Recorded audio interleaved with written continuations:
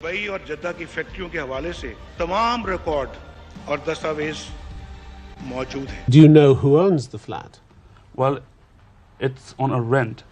I'm renting on a rent basis, which comes from every quarter from Pakistan. Park lane के ऊपर जो apartments हैं वो अल्हम्दुलिल्लाह हमारे मेफेयर में और पार्क लेन में घर है। जी वो हसन के नाम। उनका बेनिफिशियल ओनर जो है वो ये खादिम है, वो हसन के नाम। उनको होल्ड कर रही है इस वक्त मरियम नवाज शरीफ, मेरी हमशीरा जो है। मेरी सेंट्रल लंदन में प्रॉपर्टीज तो दूर की बात है, मेरी पाकिस्तान में भी कोई प्रॉपर्टी नहीं है। मेरी तकरीबन 1 अरब के तकरीबन कोई 90-95 करोड़ के असासे, क्योंकि हम हुक्मरान हैं, हुक्मरान फैमिली से ताल्लुक है। चौधरी साहब, ये जो फ्लैट्स हैं, आपको पता है कि पाकिस्तान की हालिया सियासी तारीख के अंदर इनका जिक्र बहुत हुआ है। पनामा केस के हवाले से नाज़रीन आपको इल्म होगा कि जब ये केस सामने आया तो बताया गया कि ये हमारे पास ज़राए हैं, ये वो ज़राए हैं, ये भी बताया गया कि जी ये इन फ्लैट्स के साथ मोहतरम नवाज शरीफ साहब का कुछ लेना देना नहीं है। और वो ज़ाहिर है उन्होंने कहा जी दादा ने जो है अपने पोतों को दे दिए। पहले ये इनके पास इनकी ओनरशिप में थे या फिर ये किराए के ऊपर थे। मुख्तलिफ बयानात जो है इनके दिए गए और पाकिस्तान की टेलीविजन स्क्रीन के ऊपर उन बयानात को एक से ज़्यादा बार दोहराया गया। दोबारा से आपको ये माजी की याद दहानी के लिए आपको दिखाते हैं कि ये फ्लैट्स कौन से हैं, कैसे हैं, इसकी हल्की सी झलक आपके सामने रखते हैं। दुबई और जद्दा की फैक्ट्रियों के हवाले से तमाम रिकॉर्ड और दस्तावेज मौजूद हैं। Do you know who owns the flat? Well, it's on a rent. I'm renting on a rent basis, which comes from every quarter from Pakistan. Park lane के ऊपर जो अपार्टमेंट्स हैं वो अल्हम्दुलिल्लाह हमारे मेफेयर में और पार्क लेन में घर है। जी वो हसन के नाम। उनका बेनिफिशियल ओनर जो है वो ये खादिम है, वो हसन के नाम। उनको होल्ड कर रही है इस वक्त मरियम नवाज शरीफ, मेरी हमशीरा जो है। मेरी सेंट्रल लंदन में प्रॉपर्टीज तो दूर की बात है, मेरी पाकिस्तान में भी कोई प्रॉपर्टी नहीं है। मेरी तकरीबन 1 अरब के तकरीबन कोई 90-95 करोड़ के असासे, क्योंकि हम हुक्मरान हैं, हुक्मरान फैमिली से ताल्लुक है। चौधरी गुलाम हसन साहब हुक्मरान हैं और हुक्मरान फैमिली से ताल्लुक है, तो ये छोटे मोटे आपने वो एक डायलॉग सुना होगा जो यहाँ पे ना बॉलीवुड का एक है कि बड़े बड़े शहरों में या बड़े बड़े मुल्कों में ये छोटे छोटे वाक़यात होते रहते हैं। तो बड़ा मुल्क है, वहाँ पे एक छोटा सा वाक़या हो गया, तो आप क्यों इस स्टोरी को लेके इतना ज़्यादा आपने जो है बात का बतंगड़ बनाया हुआ है? वो बिजनेसमैन है, बिजनेस कर रहे हैं, बिजनेस हो गया, बैंकरप्सी हो गई, फिर ठीक हो जाएगा मामला। चौधरी साहब नहीं, पर उनकी तो प्रॉपर्टीज को जो लिस्ट है पूरे दुनिया में फैली हुई है, क्योंकि सऊदी अरेबिया से लेके पाकिस्तान से लेके दुबई तक, अबू धाबी और पता नहीं कहाँ कहाँ। तो ये बैंकरप्सी जो हुई है, अच्छा ये तो मुअज़्ज़म अली संधू साहब जो हैं वो मुझे ये फरमाएं कि ये कितना टैक्स इनकी तरफ ड्यू था जिसकी वजह से बैंकरप्ट हुई है। उन्होंने यूके को भी और वहाँ के कवानीन को भी पाकिस्तान के कवानीन समझ जाए, या क्या मसला क्या है, या कोई वहाँ भी इनके खिलाफ साजिश या विक्टिमाइजेशन हो गई है, क्योंकि they have money which they can not count. इतना पैसा है उनके पास कि जिसका आपको अंदाज़ा नहीं है। तो इसके बावजूद ये सूरत जो पैदा हुई है, इससे बड़ी तो बेइज्जती और बदनामी इस ख़ानदान ख़ास तौर पर मियाँ नवाज शरीफ के लिए हो नहीं सकती। तो can you give us some details of the actual amount due to them and why they have been declared bankrupt? अच्छा सिंधु साहब, इसी सवाल के साथ इसको मजीद थोड़ा सा क्लैरिफाई मैं कर दूं। इस वक्त जो आज बीबीसी की स्टोरी है उसके मुताबिक हसन नवाज 7 कंपनियों के डायरेक्टर्स हैं, उसके अंदर 2 जो कंपनीज हैं वो तहलील हो गई हैं, डिसॉल्व हो गई हैं। अभी भी जो 5 कंपनी हैं जिनमें क्वेंट पेडिंगटन लिमिटेड है, क्वेंट ग्लोस्टर पैलेस लिमिटेड है, फ्लैगशिप सिक्योरिटीज लिमिटेड है, क्यू होल्डिंग्स लिमिटेड है, फ्लैगशिप इन्वेस्टमेंट लिमिटेड है, इसके अभी भी ये डायरेक्टर्स हैं। और इसके साथ साथ ये आप देख सकते हैं नाजरीन, इसके साथ साथ सिंधु साहब इनका जो एड्रेस है वो एवन फील्ड्स का बताया जा रहा है।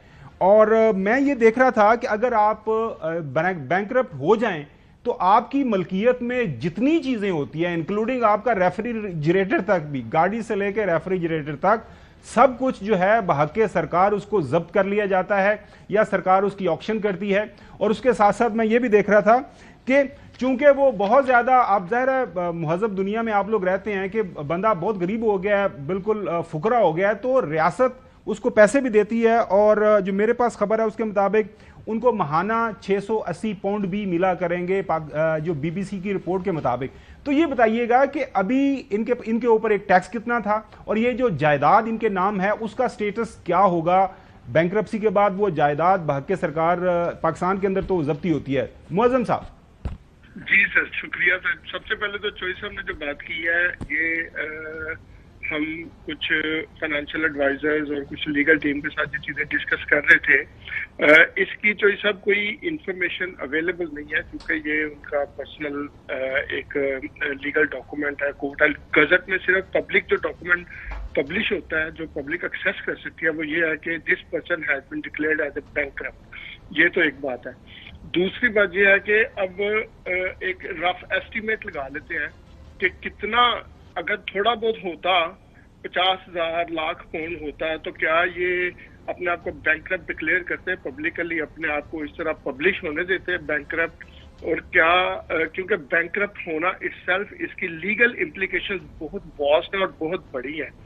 تو یو کے میں بینکرپٹ ہونا کا مطلب یہ ہے کہ آپ کسی کمپنی کا ڈائریکٹر نہیں بن سکتے وداؤٹ دی کورٹس پرمیشن. اس کے علاوہ آپ کوئی بھی امپورٹنٹ جو پبلک ڈیوٹی ہے پبلک رول ہے اسپیشلی لائک آپ ریپرزینٹیٹیو پبلک ریپرزینٹیٹیو الیکٹ نہیں ہو سکتے, کاؤنسلر نہیں بن سکتے, ایم پی نہیں بن سکتے. آپ کے خلاف جو ریسٹرکشن آرڈر ہے جب تک وہ ختم نہیں ہوتا تو اگر ان کے خلاف بینکرپسی ریسٹرکشن آرڈر بھی آتا ہے اس کے ساتھ تو یہ ساری چیزوں کے لیے ڈسکوالیفائی ہو جاتے ہیں. اور یہ ابھی چونکہ بی بی سی نے بھی کہا اور میں خود بھی دیکھ رہا ہوں کمپنی ہاؤس یو کے کی ویب سائٹ پہ کہ یہ 7 میں سے 2 کمپنیاں ان کی ڈیزالو ہیں اور 5 کمپنیوں میں اسٹل یہ ڈائریکٹر ہے.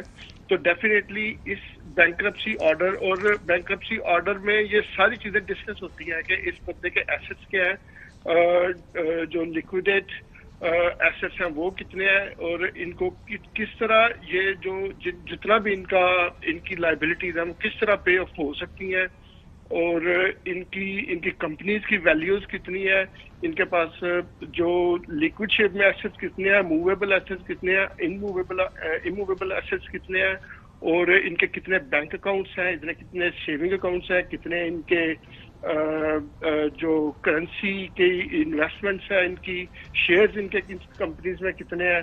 تو each and every single thing وہاں پہ کیلکولیٹ ہوتی ہے جب یہ بینکرپسی آرڈر. میں نے کچھ کہنا. جی اچھا صاحب, اچھا سندھو صاحب آپ کمپلیٹ کر لیں. بالکل صحیح کہہ رہے ہیں کہ ہر چیز کاؤنٹ ہوتی ہے.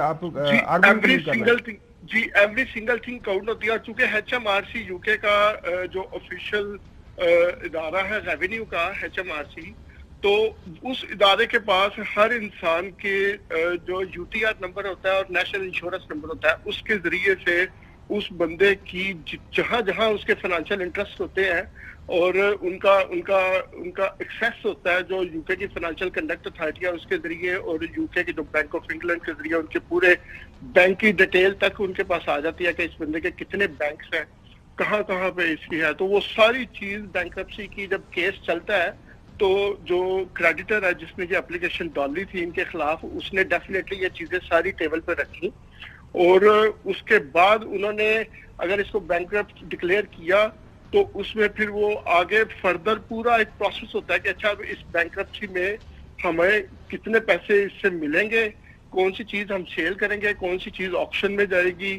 کہاں کہاں سے ہمیں کیا ریکور ہوگا اور کون سی چیز. وہ تقریباً everything they get record, وہ کوئی بھی نہیں چھوڑتے. لیکن انلیس جی سر